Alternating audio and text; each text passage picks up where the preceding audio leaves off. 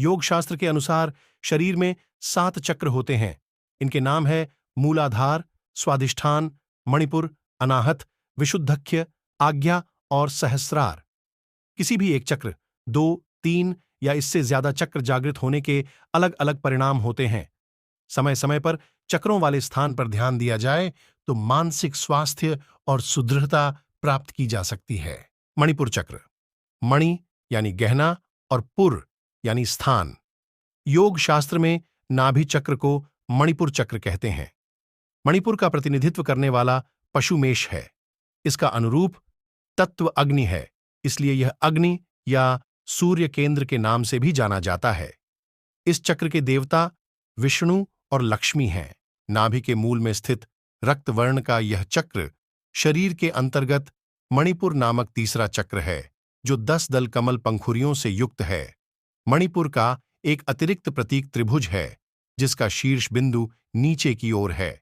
यह ऊर्जा के फैलाव, उद्गम और विकास का द्योतक है। कैसे जागृत करें? मूलाधार चक्र के जागृत होने के बाद ही नाभि चक्र जागृत होता है या कहें कि सक्रिय होता है। ध्यान में रन मंत्र के जाप के साथ से पेट से श्वास लेने का अभ्यास करें। इससे यह चक्र सक्रिय होने लगेगा। इस चक्र को जागृत करने के लिए योगासन करके शरीर को फिट रखना भी जरूरी है। इस मंत्र को 21 दिनों तक रोज सुबह 108 बार जाप करें। ध्यान में कोई बाधा न पड़ने दें। साफ जगह पर बैठें। आइए मंत्र को बोलते हैं। AUM ह्रीम रम रम रम ही स्वाहा। मणिपुर चक्र के 10 फायदे हैं। आइए जानते हैं।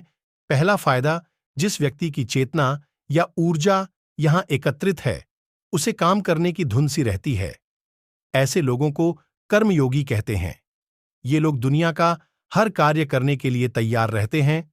अपने कार्य को सकारात्मक आयाम देने के लिए इस चक्र पर ध्यान लगाएं।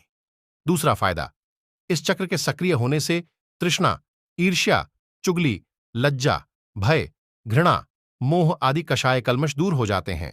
तीसरा फायदा, यह चक्र मूल रूप से आत्मशक्ति प्रदान करता है। आत्मवान होने के लिए यह अनुभव करना जरूरी है कि आप शरीर नहीं, आत्मा है। आत्मशक्ति, आत्मबल और आत्मसम्मान के साथ जीवन का कोई भी लक्ष्य दुर्लभ नहीं। चौथा फायदा, सिद्धियां प्राप्त करने के लिए आत्मवान होना जरूरी है। इससे सिद्धियां प्राप्त होती हैं। जब हमारी चेतना मणिपुर चक्र में पहुंच जाती है, तब हम स्वाधिष्ठान के निषेधात्मक पक्षों पर विजय प्राप्त कर लेते हैं। पांचवा फायदा, इस चक्र के जागृत होने से अनिद्रा और हर तरह की चिंता दूर हो जाती है।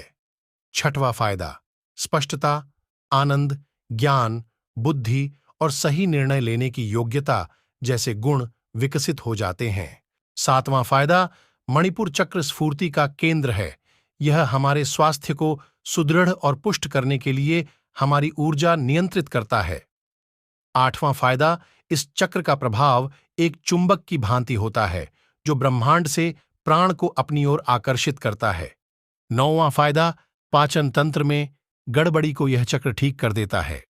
10वां फायदा, एक दृढ़ और सक्रिय मणिपुर चक्र अच्छे स्वास्थ्य में बहुत सहायक होता है और बहुत सी बीमारियों को रोकने में हमारी मदद करता है। अगर ये वीडियो आपको अच्छा लगा है तो इसे जरूर अपने सगे संबंधियों के साथ शेयर करें। बुद्ध ने कहा है कि ज्ञान का प्रसार करने वाले लोग ज्ञानी होते हैं। भगवान बुद्ध की कृपा हमेशा आप और आपके परिवार पर बनी रहे।